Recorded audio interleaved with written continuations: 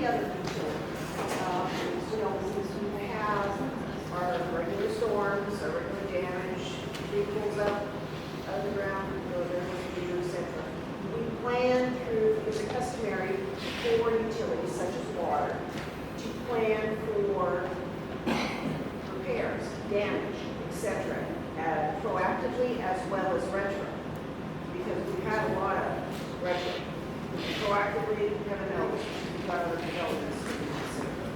I can feel this. I worked with, and I'm sure he's worked with hundreds of utilities as well. It varies literally from parish to parish and town to town.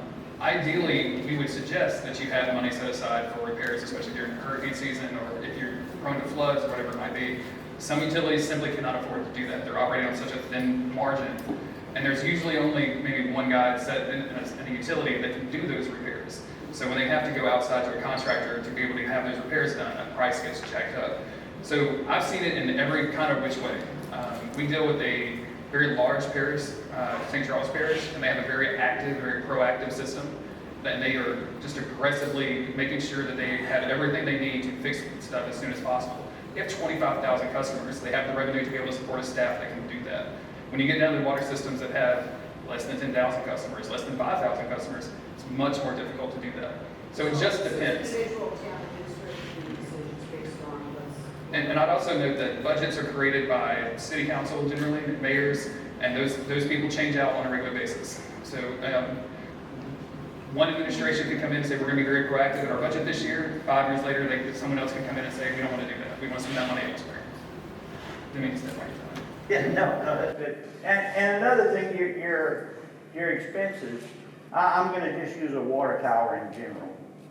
You have a water tower, whether it be here, whether it be in Lake Charles, wherever it's at. The expenses to maintain that water tower are gonna be pretty close to the same, whether it may be some differences because some of your tanks are bigger than the other, but in general, the expenses of those are pretty much even. So whenever you got a town that has 100,000 people in it, that you can split that maintenance up in between, and you have a town that only has 5,000 people in it to split that maintenance up in between, you know, that's another thing that creates.